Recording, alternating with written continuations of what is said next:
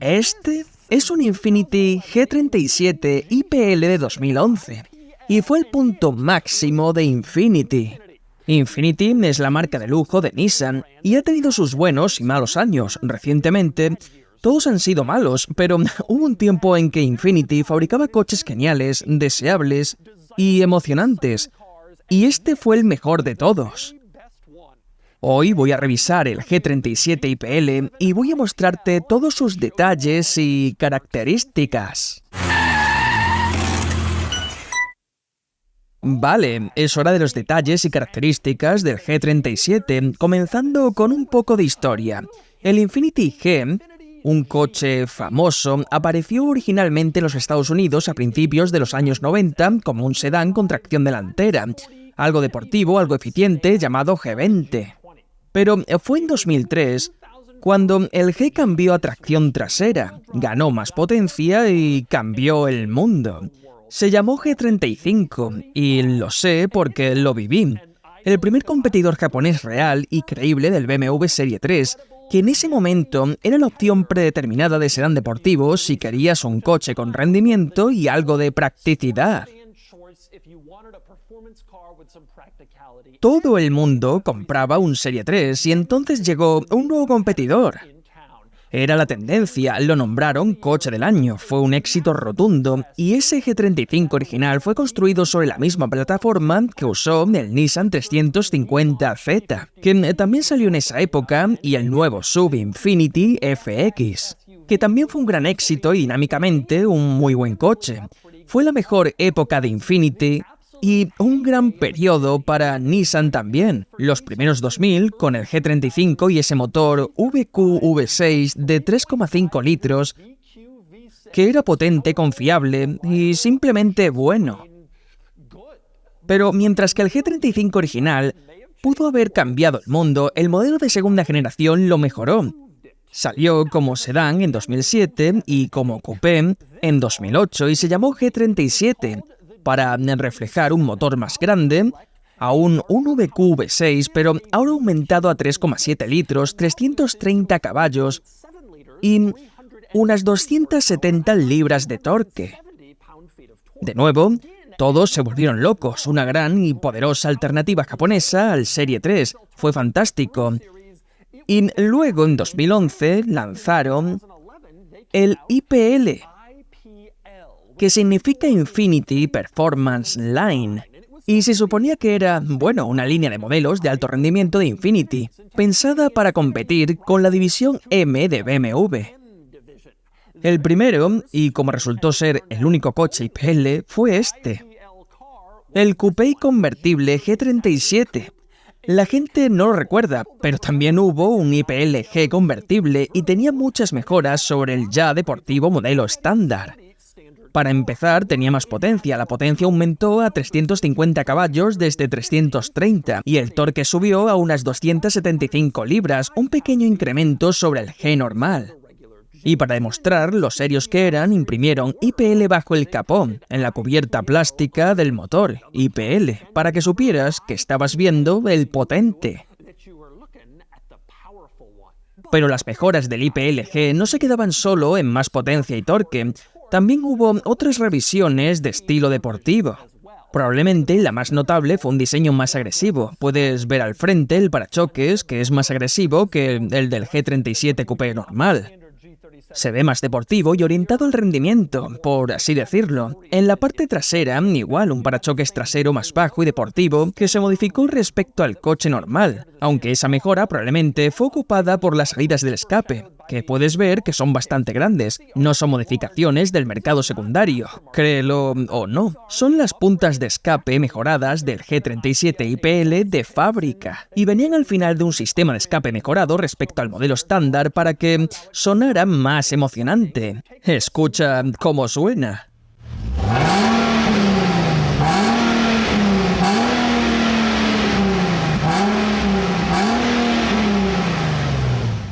Y hubo otras mejoras importantes en el IPL G también. Una son las llantas, un diseño distintivo de 19 pulgadas que diferenciaba el IPL G37 del coche normal. Y ya que estamos hablando de cosméticos, la insignia en la parte trasera, IPL. Curiosamente, esta insignia aparece solo en un lugar de todo el coche, y es en la cajuela, a menos que cuentes debajo del capó, donde no puedes verla. No está en las llantas ni en el parachoques delantero, no está en ninguna parte del interior, solo esa pequeña insignia en la parte trasera que le decía a todos que tenías un IPL. Más allá de lo cosmético, también hubo algunas mejoras en el rendimiento. Tenía una suspensión más deportiva, por ejemplo. Obviamente, le dieron al coche una experiencia de manejo más deportiva en las curvas. E Infiniti supuestamente ajustó la dirección para que fuera más directa y rápida comparada con el G37 Coupé normal. Curiosamente, en el interior del coche no cambió nada. Aunque este era el IPL, la versión de alto rendimiento, esta nueva línea especial de rendimiento, que estaban estrenando con el coche, no hubo cambios significativos en el interior. Solo hay dos mejoras que puedo ver. Una es esta pequeña calcomanía colocada justo debajo de la palanca de cambios que tiene el patrón de cambios, junto con el logotipo de IPL. Y dos, los asientos tienen costuras rojas. Eso quizás estaba disponible en los G normales. No he encontrado uno con costuras rojas, así que voy a asumir que fue un cambio exclusivo del IPL, pero eso fue todo. No tiene emblemas IPL en el tablero, en alguna placa, ni grabados en el reposacabezas, nada. Pero sí que tenías esas agradables mejoras de rendimiento y estéticas en el exterior. Y hablando de eso, una mejora más que vale la pena mencionar es el color exterior. Solo se ofrecieron 3 en el IPL-G. Uno era un gris llamado Graffiti Shadow, había un blanco y luego este, Malbec Black. Es como lo llaman, pero en realidad es una especie de negro cereza profundo tipo púrpura. Es una pena que grabé el exterior en un día lluvioso porque realmente es un color genial y, en mi opinión, el mejor color del IPL-G de todos. Es hermoso con la luz del sol adecuada y cambia entre negro, púrpura oscuro y casi un rojo precioso. Es realmente un color sorprendentemente bonito para este coche. Pero más allá de todo lo relacionado con el IPL, hablemos de algunos detalles y características generales del G37, comenzando en realidad con el exterior, que siempre me ha parecido hermoso. El G35 original sí cambió el mundo con su tracción trasera, buen precio y motor potente, pero nunca se vio realmente bien. Ni en sedán ni en coupé, el modelo de segunda generación realmente mejoró su apariencia. Tanto el sedán como el coupé se volvieron más atractivos, pero el coupé en particular venía con un diseño fluido y a la vez firme, agresivo pero hermoso en términos generales. Realmente creo que es uno de los coches japoneses más atractivos de su época. Hicieron un gran trabajo con el diseño de este coche y, para ser sincero, creo que el diseño sigue siendo vigente y atractivo incluso hoy, 17 años después de su lanzamiento. Cuesta creer que haya pasado tanto tiempo. Otro detalle exterior interesante de este coche es el botón oculto que abre la cajuela. Puedes ver que está aquí, integrado en la luz trasera del lado del conductor. En el lado del pasajero no hay ningún botón, simplemente nada. Así que solo tienes ese botón para abrir el maletero y tienes que saber exactamente dónde está si quieres abrirlo. Lo presionas, se abre y puedes acceder. Y ahora pasamos al interior del IPL-G, donde lo primero que notas es la bastante amplia variedad de materiales usados aquí dentro. Tienes, por ejemplo, este atractivo aluminio cepillado. En el lado del pasajero del tablero y en los paneles de las puertas se ve muy bien con ese diseño texturizado y también está presente aquí en la consola central. Le da un aspecto bastante atractivo y de gama alta. Pero luego, si miras dentro de la consola central, ves un plástico duro bastante malo, como barato, que realmente no se ve tan bien, y así obtienes una especie de mezcla de materiales aquí dentro. Hablando de esa consola central, probablemente la rareza más divertida de todo este interior es la forma en que funcionan los controles de los asientos calefactados. Están montados aquí en el centro y son diales. Giras hacia la derecha para aumentar la cantidad de calor del asiento calefactado, y eso no es tan inusual, pero lo gracioso es que hay una pequeña luz en la parte giratoria del dial, que se vuelve más brillante a medida que lo giras. Así que cuando enciendes tu asiento calefactado, la luz está tenue, pero luego giras y la luz se vuelve cada vez más brillante, para indicar que el asiento se está calentando más, lo cual es una forma curiosa de controlar un asiento calefactado, pero así lo hicieron. Al lado de los controles de los asientos calefactados tienes esta tapa corrediza en el centro, la empujas hacia atrás, y ahí están los portavasos, y puedes ver que el dueño de este coche se tomó la molestia de poner portavasos con el logotipo de Infiniti del mercado secundario para aumentar la infinitez en este interior. No conocía al dueño de este coche, pero tengo la sensación de que absolutamente ama a este G. Otro ejemplo es que tienes marcos de matrículas con el logo IPL, tanto al frente como atrás. Estos deben ser los únicos marcos de matrícula con la marca IPL que existen. Y él los tiene en el coche. Parece que estaba realmente orgulloso de él, y con razón. Pero bueno, continuemos con algunas rarezas más interesantes por aquí. Una bastante inusual es el hecho de que este coche te encierras y bloqueas las puertas. Si presionas el botón de bloqueo de puertas, luego intentas abrir la puerta, no puedes. En cualquier otro coche, cuando las puertas están bloqueadas, si intentas abrir la puerta del conductor, se desbloquea automáticamente. Así no tienes que hacer el proceso de 2 pasos, desbloquear y luego abrir, pero no en este coche. Bloqueas la puerta, tiras de la manija y no pasa nada. Tienes que desbloquear primero y luego puedes salir, lo cual es un diseño absurdo, pero es una de esas rarezas de Infiniti. Y hablando de rarezas de Infiniti, notarás en la consola central un reloj analógico. Lo pusieron aquí, supongo, para mantener el interior del G37 con un toque de clase, porque eso es exactamente en lo que piensas cuando ves un G37. Clase. En fin, subiendo desde el reloj, tengo que decir que este sistema de infoentretenimiento no es tan malo como podrías esperar, considerando que está en un coche de 13 años. Con una pantalla pequeña y muchos botones debajo. Curiosamente, a pesar de todos esos botones, esta pantalla es táctil y sorprendentemente receptiva al tacto. De hecho, se mueve bastante rápido por las opciones del sistema. También tiene Bluetooth, lo cual no todos los coches tenían en 2011, así que eso es una ventaja. Y tiene cámara de reversa, pones marcha atrás y ahí está tu cámara. La calidad es tan buena como las cámaras de reversa actuales de los modelos Audi nuevos, así que eso está bastante bien. Pero hablando de pantallas, pasemos al cuadro de instrumentos, donde notarás que la pantalla aquí no es tan moderna como la de infoentretenimiento. Es en blanco y negro, con píxeles grandes y francamente, no muchos de ellos. No es precisamente lo más moderno, pero cumple su función. Y curiosamente se controla con 2 botones, al costado del cuadro de instrumentos, que no se presionan directamente desde el frente donde está el icono del botón, sino desde el costado. Así que ves lo que hace el botón, pero lo presionas desde atrás, lo cual es un control muy poco común. Algo que diré sobre ese conjunto de botones y todos los demás botones y controles del coche es que se sienten bastante bien. Todo aquí tiene una sensación de bastante buena calidad, lo cual es algo sorprendente, no lo esperaba. Dado el nivel de calidad de Nissan en esa época o de los coches japoneses en general, siendo sinceros, pero este es muy bueno. Todo se siente agradable al tacto y el diseño general del interior también está bastante bien. Sí, hay algunos materiales baratos y probablemente más de los que esperaría en un coche de lujo. Hoy en día no se permitiría tanto plástico barato, pero en general se ve bien, se siente bien, y el diseño general es exactamente lo que esperarías de un coche de esa época, es bastante decente. Y por último pasamos a los asientos traseros del coche. El G37 Coupé tiene asientos traseros, pero como puedes ver son bastante pequeños y el espacio para la cabeza es muy limitado por la línea del techo baja y curva del coche. Y solo hay 2 asientos. Obviamente pensaron que si realmente querías llevar pasajeros con frecuencia en uno de estos, te comprarías la versión sedán con 4 puertas y un asiento trasero de tamaño completo. Pero los asientos están ahí atrás y entre ellos hay una especie de bandeja de almacenamiento donde puedes poner cosas, y también tienes portavasos atrás, que una vez más tienen aún más portavasos con el logo de Infiniti que el dueño añadió para infinitizar el interior. De hecho, aquí atrás también notarás que los cinturones de seguridad tienen protectores con la marca Infiniti que también fueron puestos por el dueño de este coche. Así te lo digo, este tipo amaba su coche, claramente pensaba que era algo muy especial y lo cuidó muy bien, con portavasos y cinturones protegidos.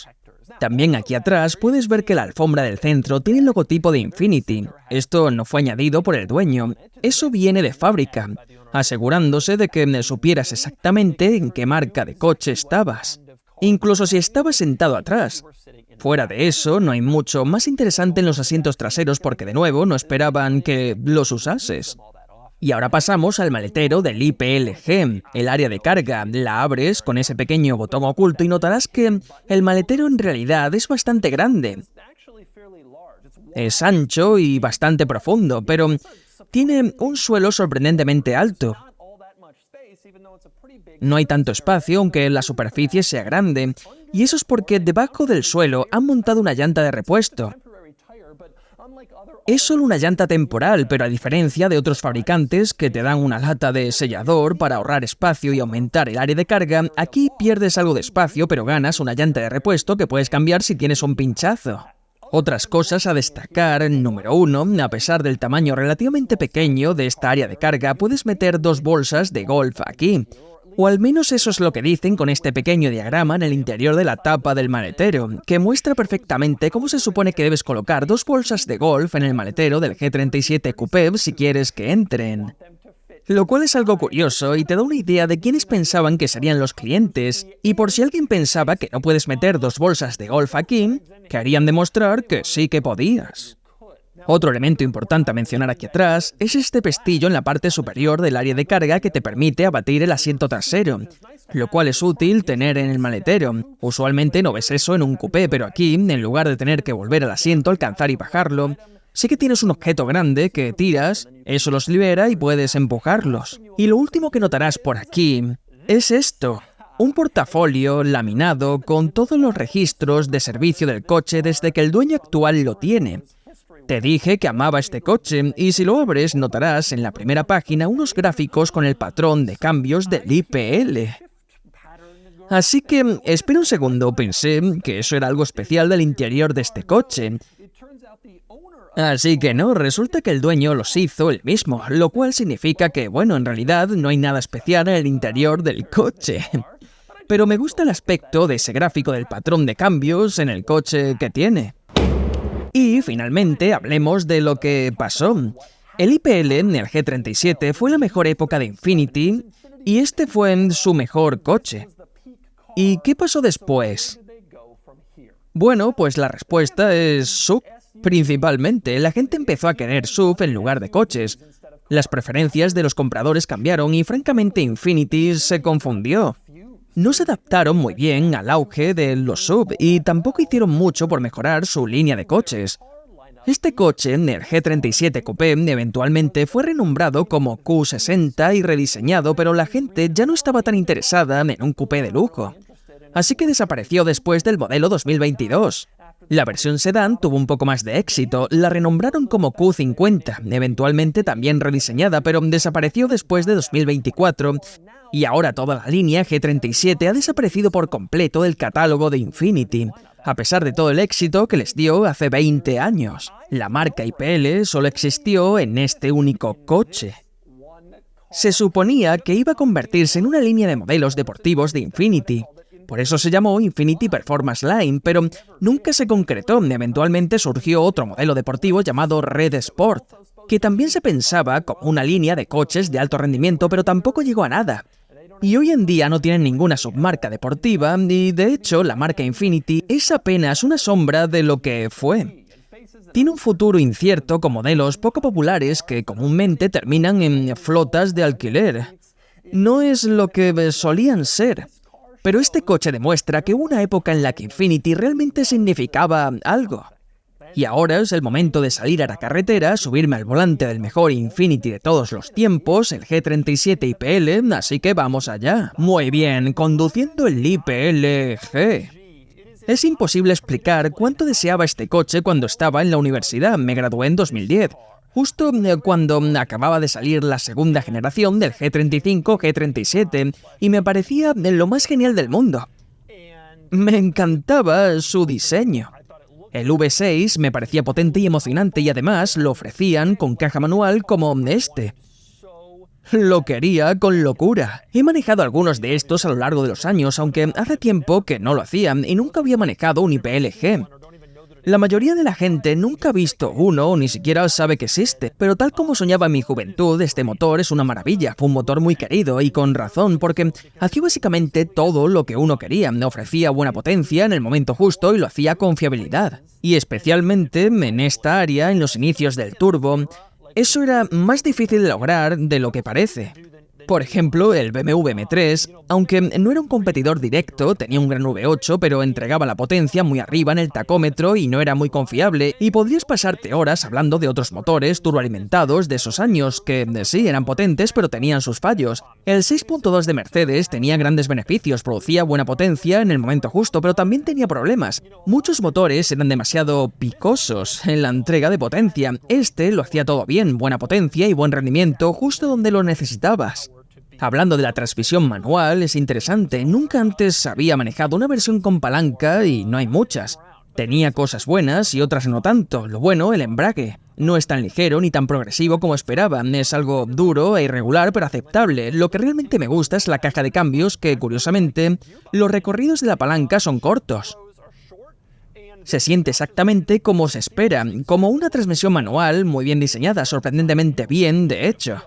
El inconveniente viene con el motor y la situación de las revoluciones. Hay una cantidad considerable de Red Ham, lo cual es una lástima porque este era un coche de alto rendimiento y siempre asocio el Red Ham con coches de alquiler, donde las revoluciones se quedan pegadas en una transmisión manual y no puedes hacer mucho al respecto.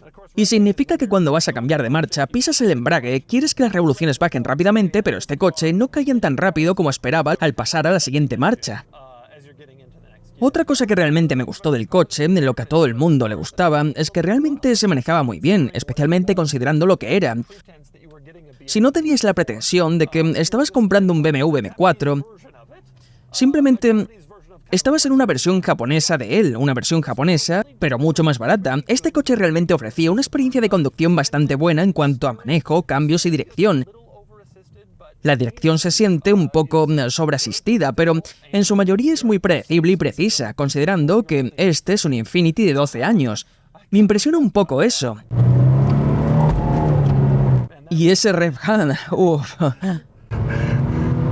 Pero me encanta cuánta potencia tiene el coche y lo rápido que se siente. Este es un coche divertido, incluso después de todo este tiempo. De hecho, al sentarme en este coche y conducirlo después de 12 o 13 años, sigue bastante bien ensamblado. Este coche en realidad se siente más deportivo de lo que pensaba, 350 caballos. Obviamente, hoy en día no es una gran cantidad de potencia, pero en su momento era una cifra bastante decente, especialmente considerando su punto de precio. Si tienes algo de nostalgia por esta era, de 2005 a 2015, no puedes hablar de esa época sin hablar del Infiniti G. Y este fue el Infiniti G definitivo, para bien o para mal, porque muchos de ellos ahora están horriblemente modificados y se usan para hacer controles en la calle.